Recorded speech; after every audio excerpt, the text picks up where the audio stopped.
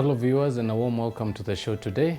My name is Chef Andy and today we are going to be working on something from the Central Province, something very local to some of us and of course new to most.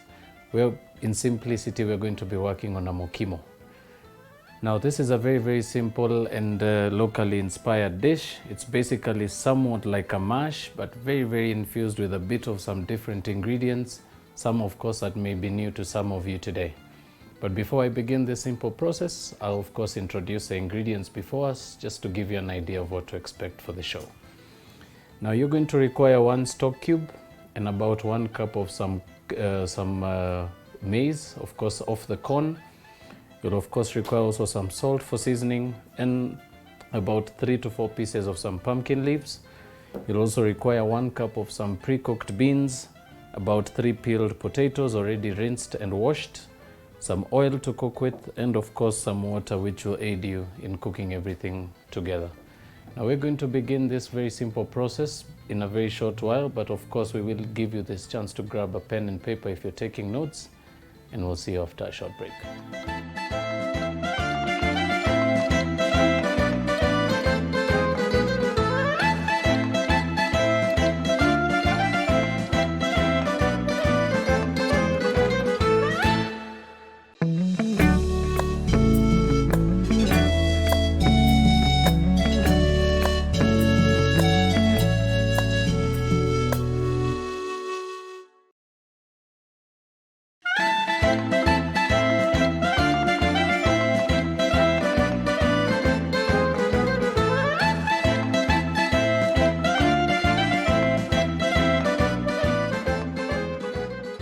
Welcome back viewers. For those of you who are just tuning in, we're about to start our simple dish of the day, which is a mukimo. Very much somewhat like an African kind of a pudding. Of course the name is very local, so some of you may of course be very new to the term, so I'll of course try and throw it in now and then as we proceed to the very end of the show. Now we're going to begin this process very simply by beginning the cooking of our maize. So I'm going to add those into this nice big cast iron pot, and to that I will also add about 3 times the level of water to the maize. That should give it quite a bit of room for them to also cook, with a bit of room in the pot, and of course give them quite a bit of room to spread out as they cook. So begin by heating up your pot, and we'll allow that to come to the boil. And while we do so, you can of course grab a different pot and of course turn that on as well. And this we're basically going to allow for our potatoes to start to steam up. So very importantly as well, add some water to your second pot. And once that's done, we'll proceed to quarter our potatoes. This will basically allow them to steam up and soften a little easier. And proceed to do the same for the other 2 pieces.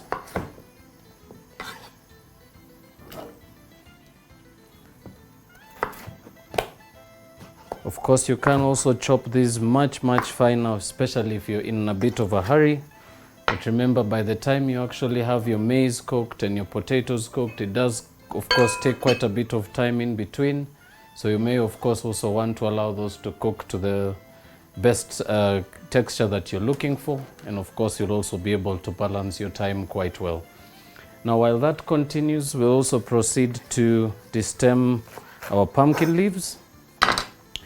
And also something we could share with you on the show today, one particular beautiful addition to a mukimo is basically adding a bit of some pumpkin leaves and also a bit of some arrowroot leaves.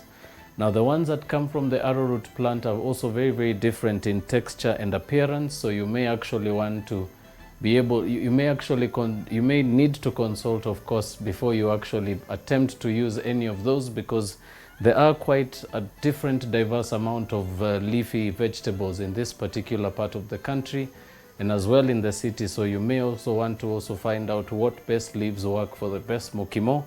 Of course also to be able to pick the right amount of leaves, you may also want to also consult with someone maybe from the Kikuyu community or from the central part of the country and they will of course be able to aid you with some of the basic tools that you may need for your mukimo.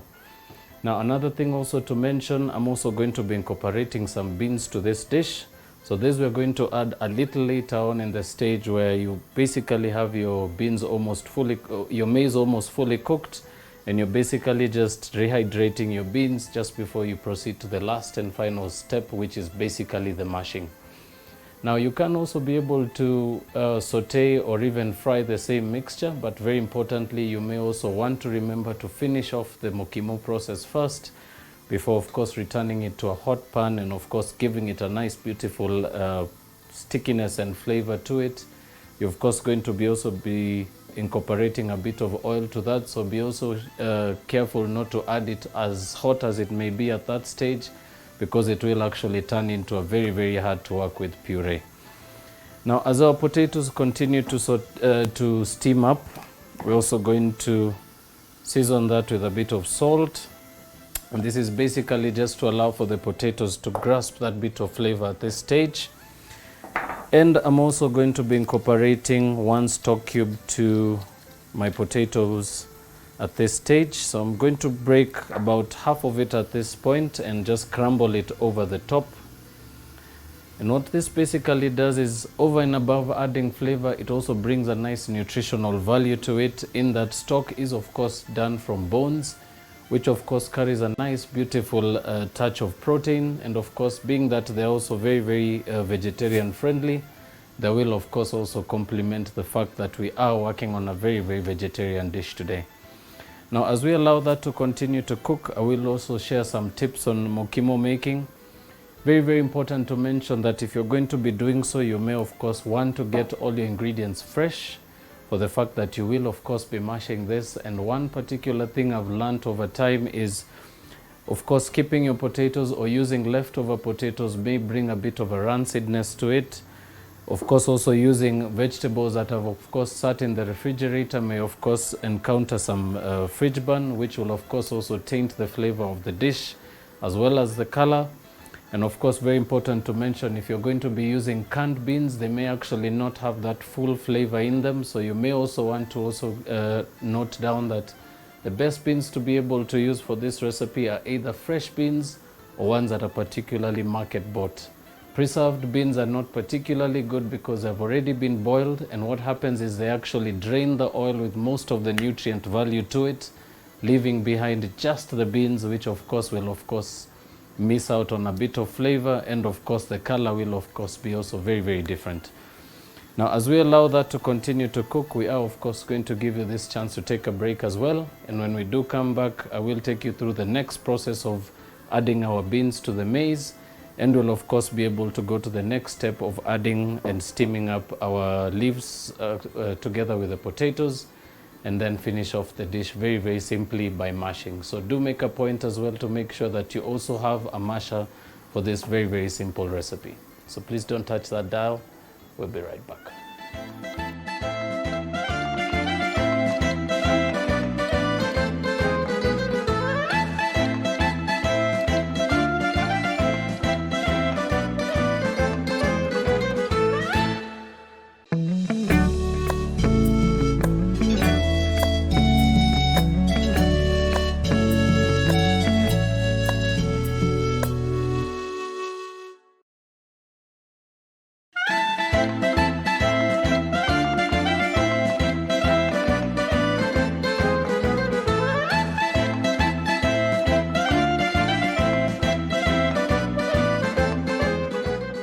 Welcome back, viewers. For those of you who were with us just before we took the break, we've pretty much been boiling a few of our ingredients that we're going to be incorporating into our mukimo dish.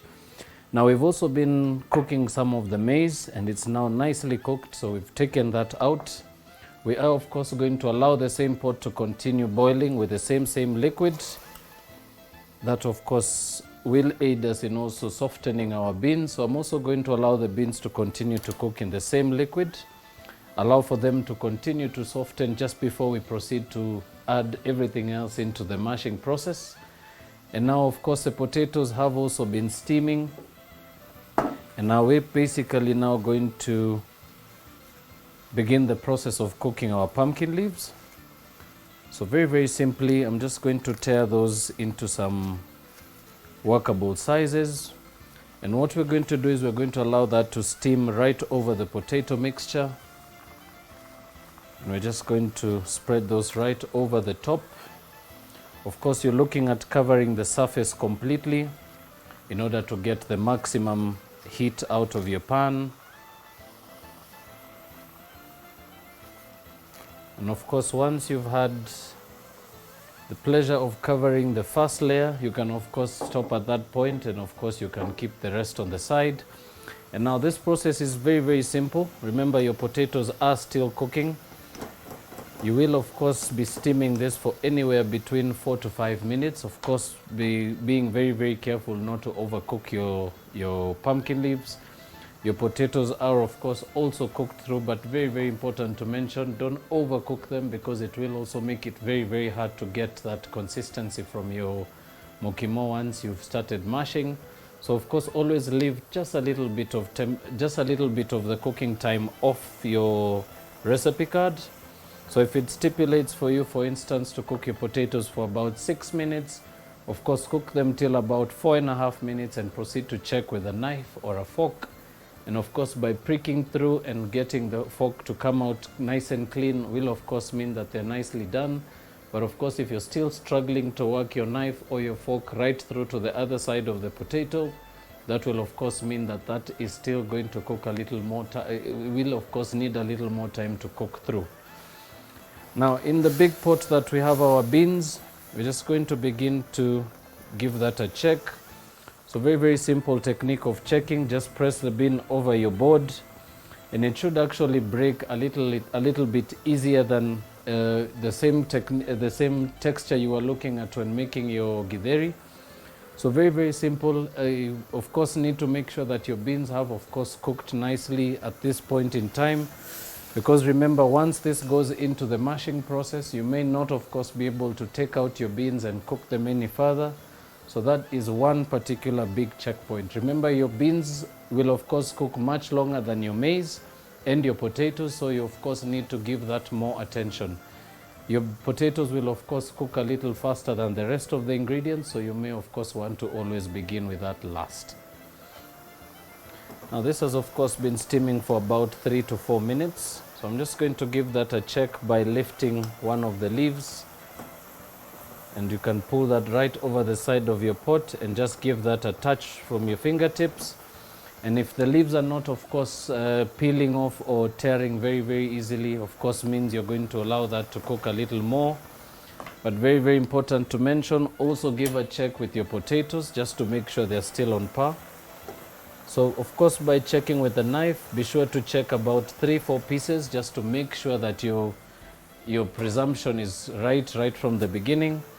And once that is done, we're going to allow that to continue sitting in the hot liquid and allow that to continue steaming the leaves very, very gently, giving us quite a bit of time to come back to the beans.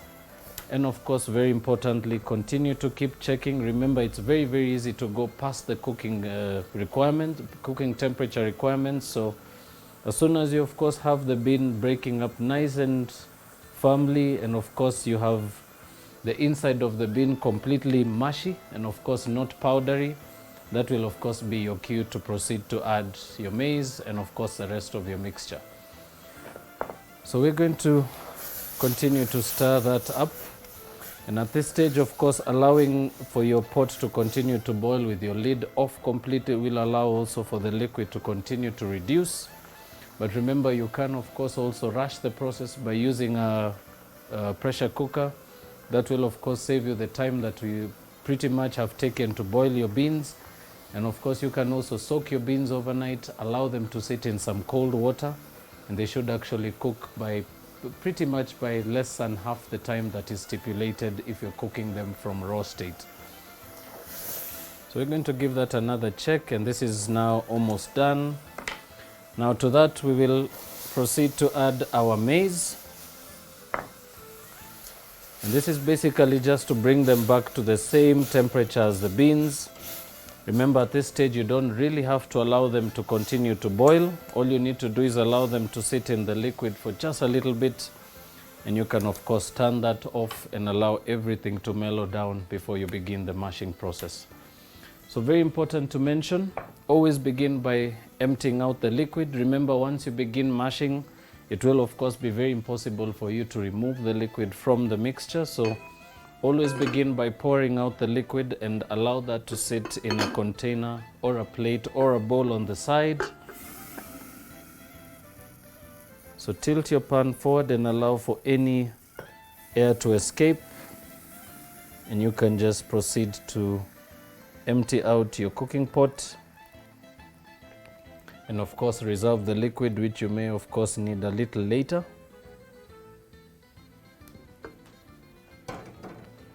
Once that's emptied out, we're of course now going to proceed to add our potatoes and our pumpkin leaves. Now these are nice and soft at this stage. Going to proceed to just scoop everything in there, and I'm of course using a serrated spoon. So this is of course very handy, especially in splitting up the liquid from the solids, especially when scooping food. And it also aids you in making sure that any particular small debris of potato that's left over is actually much easier to remove without of course incorporating the water. Right, so once that's scooped out, you can of course proceed to grab a masher at this stage. This will of course aid you in mashing this much faster. Remember, if you don't have a masher available in your kitchen, or you may not be able to find one that's almost available to you, you can of course also result in using a wooden spoon, which will of course do just the same. Right, so very importantly, begin the process by beginning the mashing while your pot is still on the heat. Remember, this still also allows for you to get rid of any bits of water that is still in the base of your pan or your pot. And you can of course continue to control the temperature by pulling that on and off the heat. And very simply begin your mashing process by of course always reconstituting the ingredients to the centermost part of your cooking pot.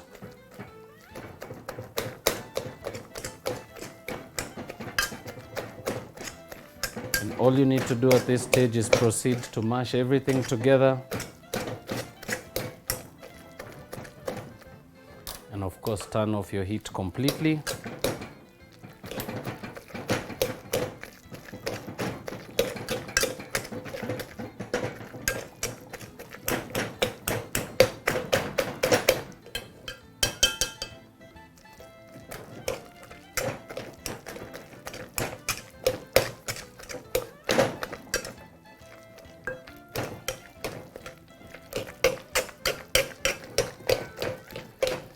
Right, so basically once you've got your big chunks of your potato completely mashed in, you can resort to switching your masher for a wooden spoon, and this will of course make it a little more easier for you to work the mixture and of course break down and spread out your mixture much easier. So proceed to mix as you mash, and of course you can always also enrich the mixture by adding a bit of butter. This will of course up the flavor as well, and you can of course add any particular spices at this stage if you're of course looking at something that's somewhat a little spicier and stronger in flavor.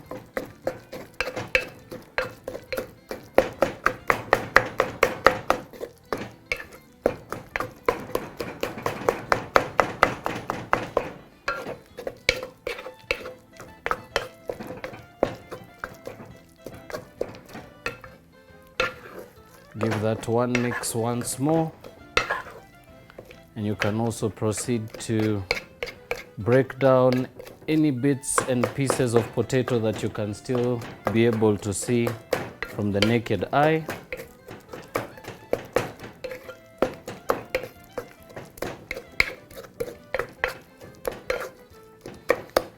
Once that's done, you can proceed to stop at this point, and of course proceed to grab another pan or cooking pot.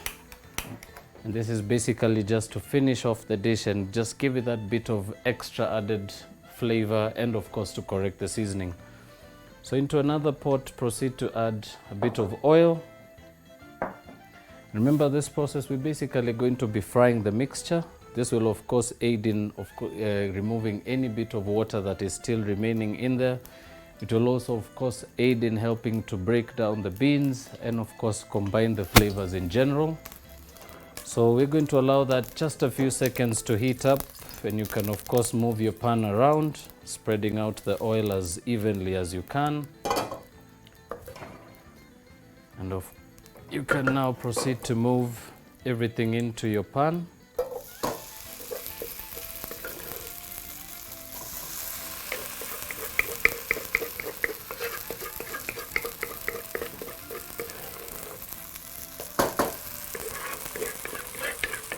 Be sure to scoop out even the top most farthest corners, just to make sure you don't have any waste from your mix. And you can at this point remove your pan from the heat completely, giving you just a few minutes to finish frying off your Mukimo mixture.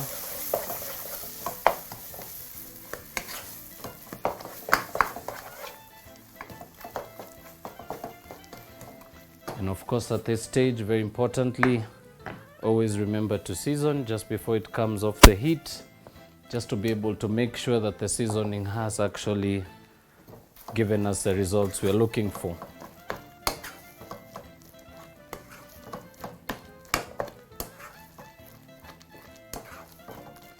Right, so mix that through for anywhere between 1 to 3 minutes. Of course, doing so at low heat to make sure that you do not proceed to overcook your mixture any further. And you can now begin to grab a plate that you'll be plating onto.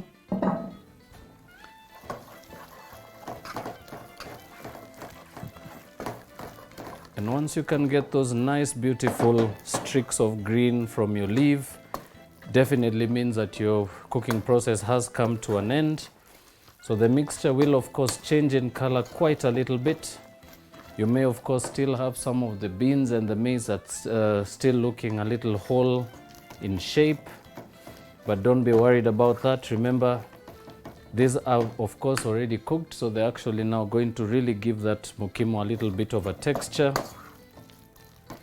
and of course aid in giving it one nice beautiful color in general. So once that's done, proceed to turn off completely, and you can now proceed to begin your plating.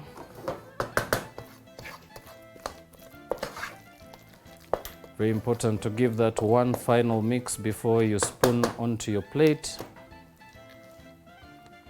And you can of course begin by placing a little bit on the base of your plate and proceed to plate while generating a little bit of height.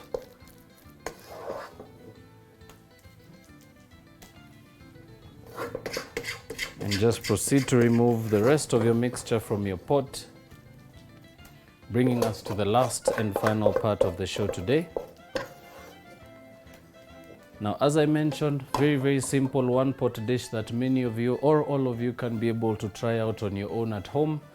Remember, there are very, very many variations to this. You can alternatively use peas for beans, especially for those of you who are not particular fans of niacin. You can also improve the flavor and give it a bit of a sweetness by also incorporating a bit of some sweet corn, of course kernel, not canned. And remember one thing as well, if you're going to be making a Mukimo, do remember to find and source the best beans in the market. Find as well the best maize that you can be able to find, and fresh of course. And of course, last but not least, you can remember to always alternate for arrowroot leaves, if not pumpkin leaves, of course depending on what's available to you at your nearest market as well.